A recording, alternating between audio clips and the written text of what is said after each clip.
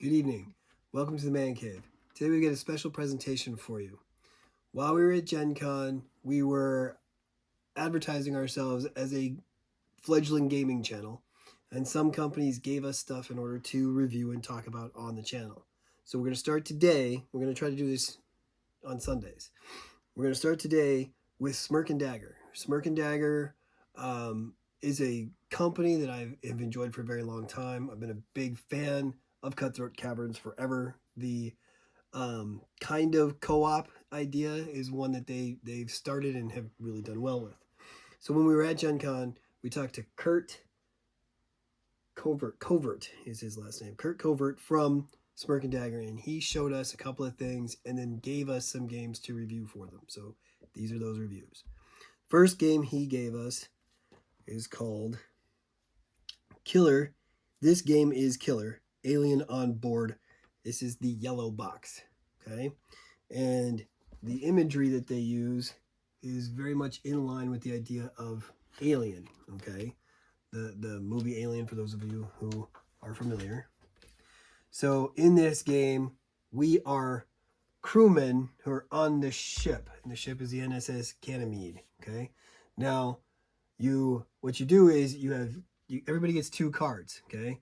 You have a character that's alive until you're dead, and then everybody gets two cards. And on one of those cards, you have a move. You say, "This is where I am," and on the other card, it says, "This is the action that I'm going to take."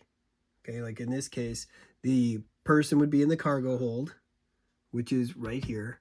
They would be, if somebody has a priority of 3, they would get killed first if you're both in the cargo hold, and then you would be going on a 2. And then this is, I ain't sticking around here. You swap your revealed position with another crew member's revealed position. So what happens is, when you get 2 cards, everybody plays one, goes around the table. And then the person who plays last then plays their next card and comes back around the table. One of your actions is an action. One of your cards is a location. Doesn't matter which one you do first. That's just how it works. This game is designed to be between 3 and 10 players. If you have 5 players or less, these 2 rooms are already destroyed, and so you're only playing with these rooms here. What happens is, once you do your location, everybody's actions take place, then you have the hunting track here, and you pick a room, you flip the room over. This is where the alien is. So if you're in that room and the alien's in that room, he kills the person with the highest priority. If something happens, it says, like, "Oh, we're blowing the airlock," or "We're destroying the shuttle bay," and the alien is in the room that gets destroyed, all the surviving crew members win. So it's a fairly straightforward, fairly easy game. Each location on the board has 3 cards in the deck. So if a room gets destroyed, you have to go through and take out those cards so you can keep going. If you have less than 5 players, or 5 or less players, these 2 rooms, the bridge and the med lab, are not ever in the game. You find them here. See, there's bridge, and you cover that up. And then you find the med bay, and you cover that up. And then you would go through the deck and pull out any cards that have those 2 locations on them. Okay? This is a very fun game. While we were there, he also gave us the mini expansion that they're doing for it. The mini expansion is called, I believe, the Xeno Hunter. And what the Xeno Hunter does is, at the end of the first turn, he lands in the shuttle bay. And then at the end of every turn following that, he moves 1 room through the ship. If he ends up in the same room that is displayed, like here's the galley. If he was in the galley when the alien was in the galley, he kills the alien and all the surviving crew live. If he makes it all the way through the ship and never ran into the alien, then he destroys the whole ship and we all lose. But if he's in a room and you're in the room, he ignores you.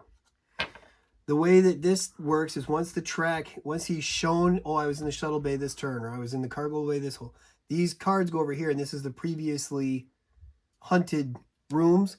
So then these rooms get smaller and smaller, and you have an idea of where he's going to be. I got a couple of notes here on this game. So, Alien on Board, the yellow box. We've played this at a 3-player count, a 4-player count, a 5-player count, and a 7-player count. Couple of things that we noted. There's no first player token for this game, so knowing who is supposed to be first can be a little harder to keep track of because as the game goes forward, you're like, oh, wait, who went first or who went second? So having a first player token is definitely a good idea, which is something that they seem to have worked into because that's in the second version of this game. We played with the game says that it's for 14 plus due to adult content and the fact that you have to be able to read and comprehend what you're reading. I have two children who are 8 and 10 years old. They were able to play this because they're both very good readers with great comprehension levels. And they can handle the kind of scary content because for them they're not visualizing it as much as you would if you were watching the movie. So they played this, they loved it. But in order to let those younger kids play, they have to be strong readers because it would very much slow down your game if you're reading all the cards for all of these people. The expansion really made it feel thematic, much like an Alien versus Predator movie. It was very, very cool. It does also put the game on a countdown timer. You're only going to have however many rooms you start with. Like if you have a 6-player game, you got 1, 2, 3, 4, 5, 6, 7, 8 rooms. Otherwise, you only have 6 rooms. And at the end of that, you're done. There is no reshuffling and starting over like there is in the typical game. But we thought overall, everybody who played this thought it was a very cool addition. We thought another thing in this, you have a generic, you've got a crewman, and that's what it says. It says this you're part of the crew. So there's your crew status, you're alive, and then crew status, you're dead if your signal was lost. One of the things that the kids thought was it'd be cool if you had different personalities so that you had your individual character and very possibly a token to put on the board. Again, both of these are implemented in the second game, which we'll talk about here in a minute. One of the suggestions that my wife came up with, when we have a family of 5, so we couldn't use those other 2 rooms. So she was like, well, what if our older son, Gabriel, who is, our cameraman, Little Spender, and she played 2 characters. So they had 2 characters, 2 separate sets of cards. They picked them up, they put them down. It was totally separate, so they weren't playing as a team or anything. That way we could see the other rooms. We had much more fun that way.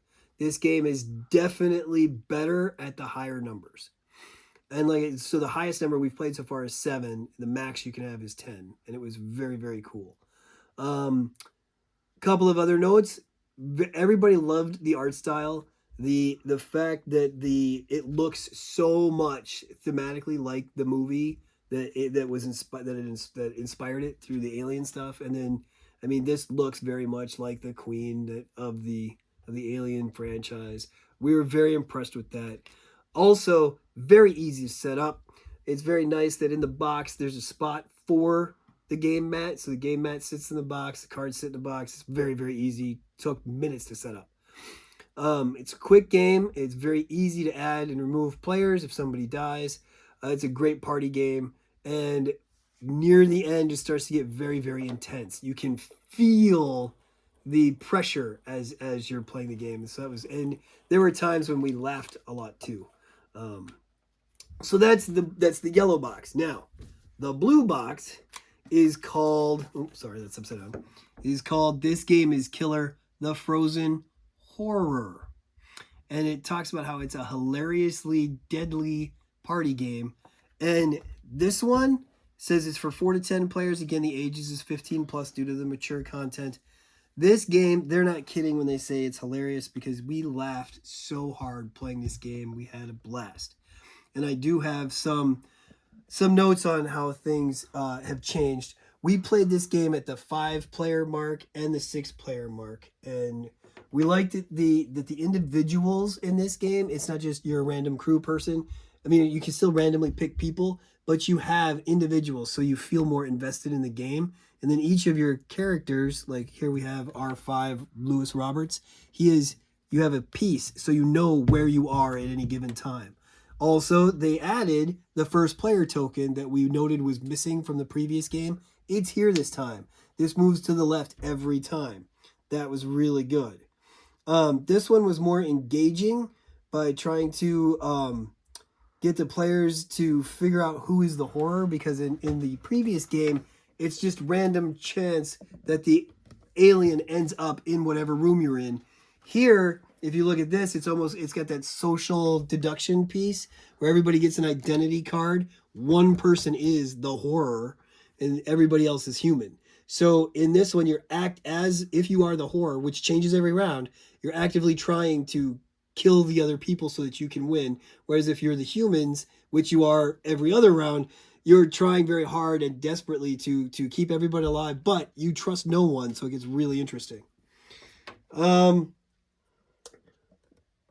Okay, one thing that my wife noticed was she feels that the name of the creature should be different because every time we said the horror, if you don't emphasize that extra or, it sounds like somebody saying the horror, and it's hilarious, which it led to a lot of giggles and table laughter when we were putting that into sentences about who is the horror instead of who is the horror this turn. So it was a blast. We very much liked that. Again, the adult content is definitely felt in that type of thing. Notes that my family gave: it was very cool that the monster could change every round, because in most social deduction games you're stuck with the roll you get until the game is done. This is very quick, very easy. It's constantly moving, and so your choices, your ideas are changing. We also like, again, it's with the 2-card system. 1 card is you moving, and here we have our battle mat. It's only 4 rooms. So your movement cards have these color codes. If you're here, like R5 is, you can go through blue, you can go through yellow, you can go through green. So there are times when you won't have a movement that's capable on your card. So you're stuck in a room. And then you have your action. So again, it does the same thing. The first player plays their first card, it goes around the table. Then the last player plays the second card, and comes back the other way. There are a couple of concerns with this game, though. The end of round actions. Some say at the end of round, and another one will say at the end of round before cards are revealed. A couple of the games we played had serious questions on when do things activate, in what order. Because you do your first card, everybody does what it says. Then you do your second card, everybody does what it says. But then it says at the end of the round. And some of the things say at the end of the round before the identities are flipped, and the ones that don't say that we figure happen after. But what if 2 of those cards happen at the same time? Whose effect goes first? So that was the only place where we had a little bit of confusion, and there were some questions on certain things. We agreed that starting the first player rotating clockwise, that the first thing that would happen was at the end of the round before ID cards are revealed would happen when that is played, and then would come back around and clockwise. Then the second event would happen after you do it. We went in this, for one of our games, we went in the opposite order after the cards were revealed. But, and again, this is stuff that you can come up with on the fly, but it'd just be nice if that was cleaned up a little bit. There is a misprint in this game. Once your character is killed, and we love that these are little ID badges. That's pretty cool. Once your character is killed, it gets flipped over. On the A4 card, the little tab that makes it look like an ID badge did not get printed on this side. It's the only card like that. We also noticed that number-wise, because there is different letters of the alphabet and then the numbers 1 through 10, you would think. But in this game, there is no 8, and there's a C3 and a B3. One of those was probably supposed to be an 8. I know that's just an aesthetic thing, but it's worth noting. Chip-wise, these are nice and thick. The quality of the pieces in both games, incredible. In this one, you have these destroyed room cards. So once you get down to just 4 people being alive, a room gets destroyed randomly. And then once 3 people are alive, another room gets destroyed randomly. And then you've got until you only got 2 people left. So if you're not the horror, the other guy is. And the whole game is trying to figure out how to destroy somebody. So it becomes a kind of a race to the finish. We thought that this was very fun. There was a lot of laughter. I would say in my family, the blue box was probably the one that was preferred to play. The yellow box is still very much fun, but I think we had more fun with the blue. Both games as a quick, simple, easy party game, well worth the value. I believe both these games go for right around $20. My family definitely recommends both. And both games are so well thought out, so well put together. The components fit. They're both so thematic that, on a scale of like 1 to 5, we were giving them both like 4.5, maybe one's a 4 and one's a 4.5. They're that similar together. So we just wanted to let everybody know from this, these were critical successes, both of them. And we thank Kurt for letting us take them home and review them. These were amazing games. We hope more is coming from this series, but he said that they're not ready to release any information about what may come next. But hey, these were inspired by horror genre type thing. Both of these were horror sci-fi movies that were huge cultural phenomenons for the time that they were released. So think about movies that might be like that, and that might be one of the next things that he does. So we're hopeful that this continues. We very much liked it, and we can't wait for the next one. So on behalf of the men of the cave, Kurt, thank you so much for this. This was great. You filled the cave with laughter and fun today, and we very much appreciate that. So thank you. From us to you, may all your rolls be crits. Have a good evening.